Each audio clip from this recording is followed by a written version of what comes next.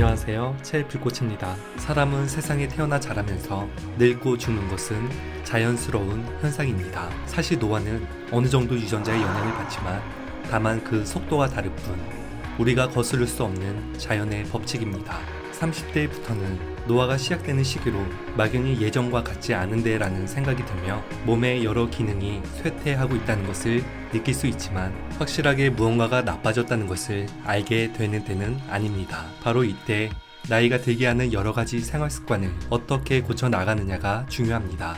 나이가 들어서도 이제껏 취했던 나쁜 생활 방식을 개선한다면 충분히 노화를 늦추고 장수를 누리는 데 도움이 될 것입니다. 오늘 전해드릴 이야기, 노화를 촉진하는 습관. 첫 번째는 나쁜 자세입니다. 얼굴이 처지고 나이 들어 보이는 이유는 크게 세 가지 원인이 있습니다. 피부 노화, 나쁜 자세, 그리고 근막의 비틀림이 그것인데요. 나쁜 자세는 우리의 습관입니다. 자세를 바로 하는 것만으로도 동안이 될 수 있습니다. 나이를 먹어감에 따라 우리는 주름이 생겨나게 됩니다. 자연스러운 웃음에서 나오는 주름은 그렇게 신경 쓰이지 않습니다. 하지만 피곤하고 짜증스러운 표정에서 나오는 주름은 보기만 해도 싫어집니다. 주름에도 개인차가 있기 마련입니다. 근막은 신체 모든 부분을 뒤덮고 있으며 마치 스웨터를 입고 있는 것처럼 유기적으로 연결이 되어 있습니다. 근막은 신체의 각 부분을 독립시키는 동시에 결합하는 역할을 합니다. 근막은 어떤 방향에서든 일정한 텐션을 유지하고 있어야 하는데 흔히 구분 등 자세처럼 나쁜 자세가 지속되게 되면 근막은 본인의 텐션을 잃어버리고 서서히 비틀어지게 됩니다. 그러면서 근막 위에 있는 피부도 같이 비틀어지고 늘어지게 되고 탄력이 떨어져 버리면서 노화가 가속화됩니다. 특히 피부가 처지게 되는 가장 큰 원인이 바로 구분등 자세입니다. 구분등 자세는 턱을 앞으로 나오게 하고 얼굴 피부가 아래로 처지게 합니다. 그래서 첫인상에서 나이가 들어 보이게 됩니다. 동안이 되고 싶다면 지금 당장 가슴을 펴고 바르게 서보세요. 두 번째는 수면 부족입니다. 수면 부족은 건강에 있어 가장 안 좋은 일이라는 소리를 많이 들었을 것입니다. 잠이 부족하면 각종 질병을 불러올 수도 있습니다. 잠을 적게 잤어도 아무런 이상이 없다고 생각할 수도 있는데 수면 부족은 피부에 큰 피해를 주며 나이보다 훨씬 늙어 보이게 만듭니다. 연구에 따르면 잠을 충분히 자지 못한 사람은 주름살이나 고르지 못한 피부 색소, 탄력성 감소 등 피부 노화의 징후가 증가하는 것으로 나타났습니다.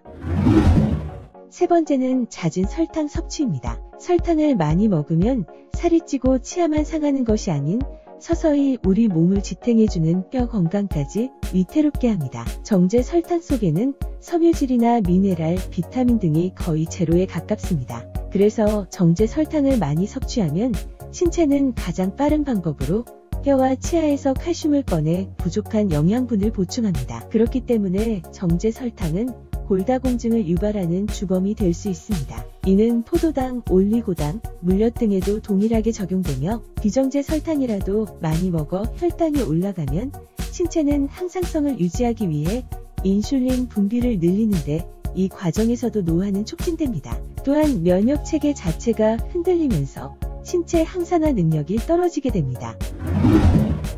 네 번째는 고독입니다. 에딘버그 대학교의 연구 결과에 따르면 뇌의 노화에 가장 큰 영향을 미치는 건 개인의 생활 환경이라고 합니다.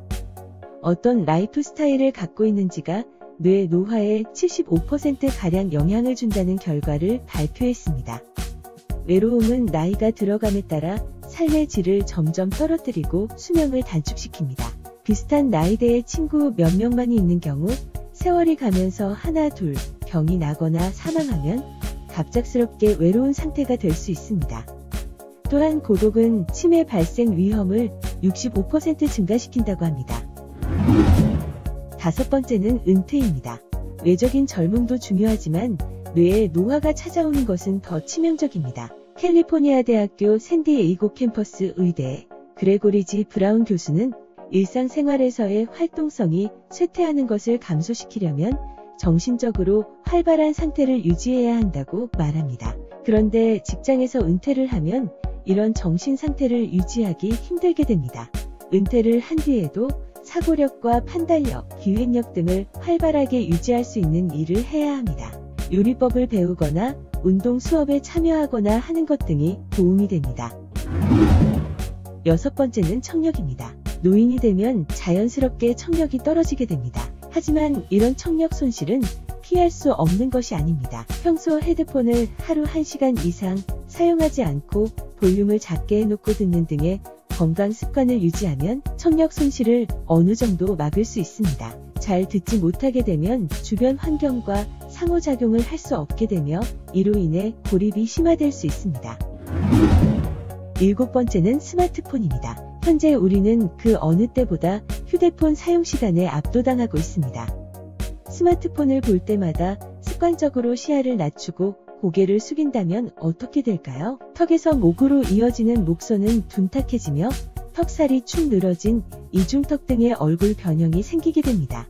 고개를 장시간 숙이면 중력으로 인해 입 주위, 턱 아래, 목뼈를 감싼 피부 조직 탄력 저하가 가중되는데 이로 인해 접히거나 늘어지는 등 얼굴 노화가 급속도로 빨라집니다. 여덟 번째는 자외선입니다. 피부 노화의 주범인 자외선 A는 여름이건 겨울이건 흐린 날이건 실내건 피부에 도달하기 때문에 사계절 자외선 차단은 피부 탄력 저하와 노화 예방의 필수 요소입니다. 아침에 자외선 차단제를 한번 발랐다고 하루 종일 안심해서는 안 됩니다. 손으로 만지거나 땀 등으로 인해 지워짐으로 자주 덧발라주는 것이 좋습니다.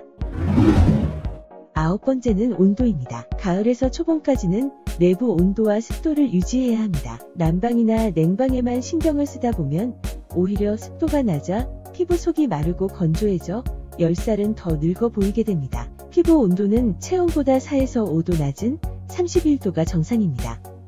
건조하면 가습기를, 습하면 제습기를 사용해 실내 습도를 40에서 60% 선으로 유지시키고 온도는 20에서 24 정도로 맞추면 피부 건강에도 좋고 호흡기 질환에 걸릴 위험도 낮아집니다. 열 번째는 고민입니다.